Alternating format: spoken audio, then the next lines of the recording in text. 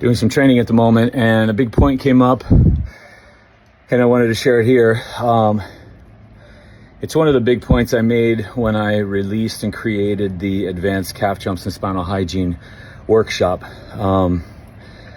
If you attended that, you understood this. If you didn't, you're going to get this, but there's a lot more, as that was a 4-hour class. But part of why I like to personally start with that grouping of movement choices, color choices, bouncing, calf bouncing, and then spine moves, a series of 6 spine moves.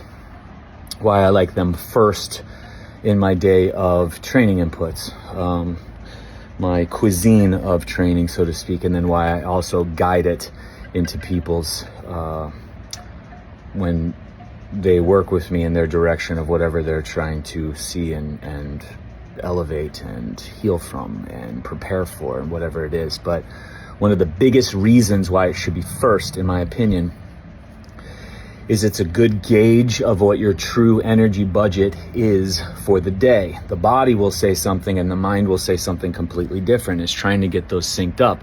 And a lot of the times when we are going ahead and prescribing our training for the day, since we're the only ones to be able to prescribe it, just like we're the only ones to put, food on our plate, because we were the only ones to know what we're hungry, if we're hungry, and what we're hungry for, and how much we're hungry for, depending on our lives. And so sometimes you go into your day or you go into a training move and you're like, wow, I have all this energy, or wow, I'm really drained. Well, when we do the calf jump spinal hygiene, because those things go so deep, they hit so fucking deep to the deepest cellular level, more than most movement choices. That's why I pick them, and there's all these other reasons why. But when stimulus ripples through cells and when we stimulate the tissues that we're stimulating with those moves, you will get a feedback response and a sync up response where the body and mind sync up, and it'll be, actually, you're more tired than you think you are, or that event affected you a little more, or this is your reserve and budget for the day, or you're actually more, you got more in the tank to spend today.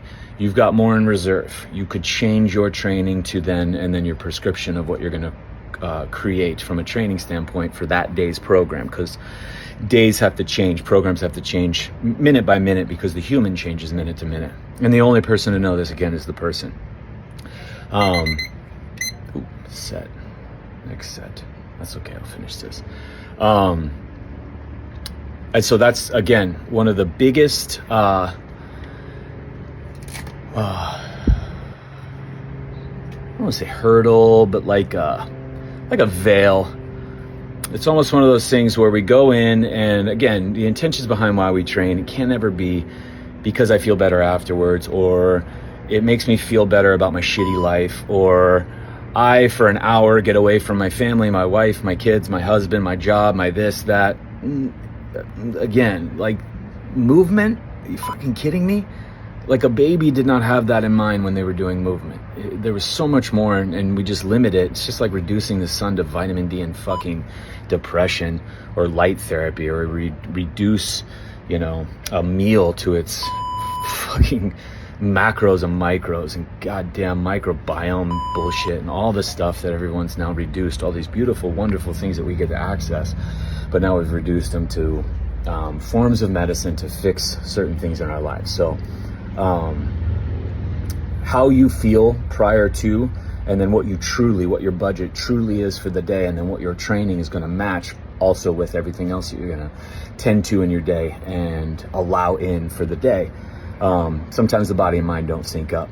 And another thing to be very weary of, there's this big push for, instead of going to your phone or a device for a dopamine rush, right? Because that's why things are colored the way they are. That's why they sound the way they do. That's why they're positioned the way they are. That's why they're pitched and created the way they are.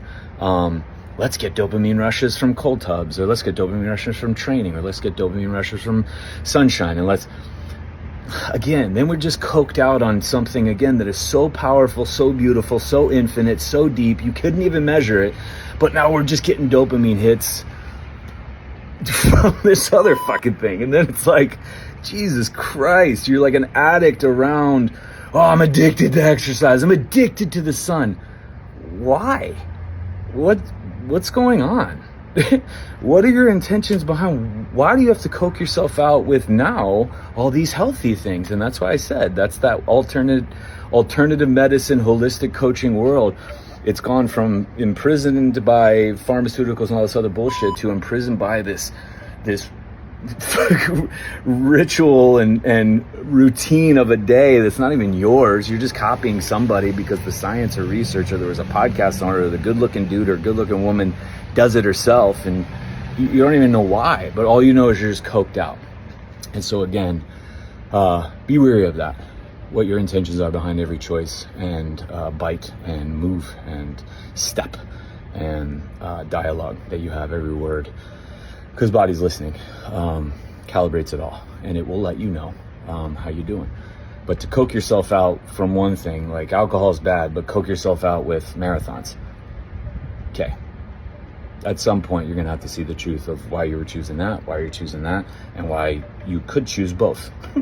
There literally could be a balance between it all, and you could see where it could fit. But instead, we demonize that, glorify that, the human's just fucking dying. And now we're just like, I don't know, it's just luck, it's religious grace, it's, good things, bad things, right, wrong, healthy, not healthy.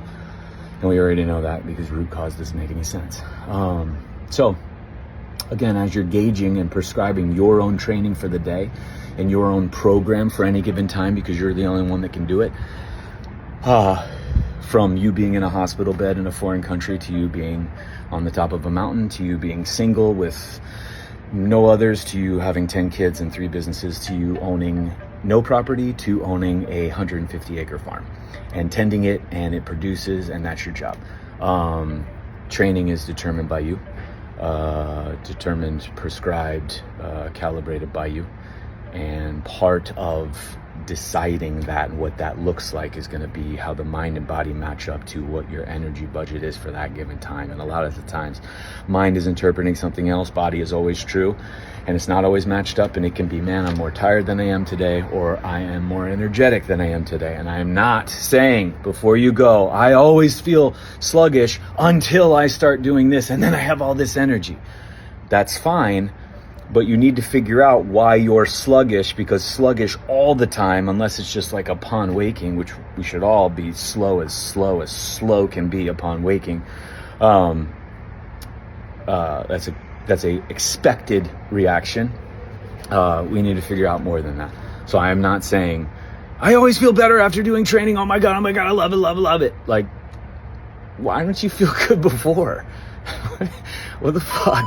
And you shouldn't like training. It shouldn't be something you like really, really thrive on. What you like is the effect that it gives you, but it should be so challenging and so consistent and so demanding and so stimulating and so honest and so uncomfortable that your body and so bad, like you're bad at it, that your body has no choice but to continue to evolve and adapt from it to then prepare for the things you do enjoy. But training, that's why activity and training are complete different things. And activities and doing the things we love is not training by any means. And the body will let you know this. But training should be something you're very bad at. You're consistent with because you love you. You're consistent with it because you know the body is designed because it loves challenges. And then you use your activities in your life as the tests to tell you how it's going. But mind and body to sync up to let you know what your training should be for the day and what you're going to prescribe yourself for any given day per you, with you, because you're the artist. You are the only one. Colors are provided, that's fine, but you're the one that actually applies them to your medium. And it's no different than nourishment, it's no different than light, it's no different than sleep, it's no different than tastes on who you desire and what kind of person you desire to just totally soak up and lavish. Training is the same way. So cheers, enjoy your day.